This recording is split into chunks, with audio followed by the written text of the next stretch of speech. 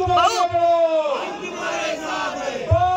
जनता पार्टीचा देवेंद्र फडणवीस साहेबांचा सरकार से तुम आगे बढ़ो, कैसे तुम आगे बढ़ो।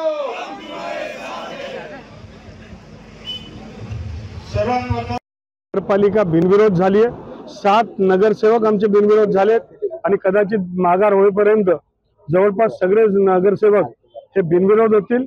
आईसाहेब हे 4थ्यांदा नगराध्यक्ष बनतात आहे। मी मनापासून आईसाहेबांचे अभिनंदन करतो, पण हे श्रेय देवेंद्र फडणवीस साहेब, आमचे प्रदेशाचे अध्यक्ष रवींद्र चव्हाण, बावनकुळे साहेब या तिघांनी जे नियोजन केलंय, तुम्ही बघा की महाराष्ट्रामध्ये बिहारपेक्षाही दमदार असा निकाल भारतीय जनता पार्टीचा लागेल, महायुतीचा लागेल आणि विश्वास आहे की दोंडाईच्या पासून तर मुंबई महानगरपालिकापर्यंत सर्वच भाजप प्रणित महायुतीचं सरकार हे सगळीकडे येणार आहे।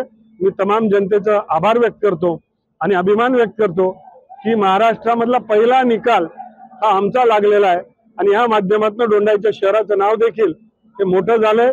दोंडाईच्या तमाम जनतेचं खूप खूप अभिनंदन।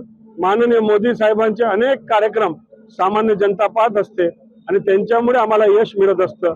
नरेंद्र मोदी साहेब, अमित शाह साहेब, देवेंद्र फडणवीस साहेब यांचं मनापासून मी अभिनंदन व्यक्त करतो। भारतीय जनता पार्टीचा बालेकिल्ला आहे। मी आपल्याला सांगितलं की धुळे जिल्ह्याचा पालकमंत्री या नात्याने चार नगरपालिकांची निवडणूक आहे। चारीच्या चारी हे नगराध्यक्ष भाजपचे राहतील। महायुतीचं महाराष्ट्रामध्ये अनेक ठिकाणी आहेत, त्यांचं सरकार येणार आहे। पण भारतीय जनता पार्टी ही महाराष्ट्रामधली सर्वात मोठा पक्ष आहे। सर्वात जास्ती नगराध्यक्ष, सर्वात जास्ती नगरसेवक हे भारतीय जनता पार्टीचे राहतील। दोंडाईच्या पासून तर मुंबईपर्यंत सगळीकडे भारतीय जनता पार्टीचं कमल फुलणार आहे आणि लोकांचा प्रचंड विश्वास आहे। 7 नगरसेवक तर पहिल्यांदाच झालेत।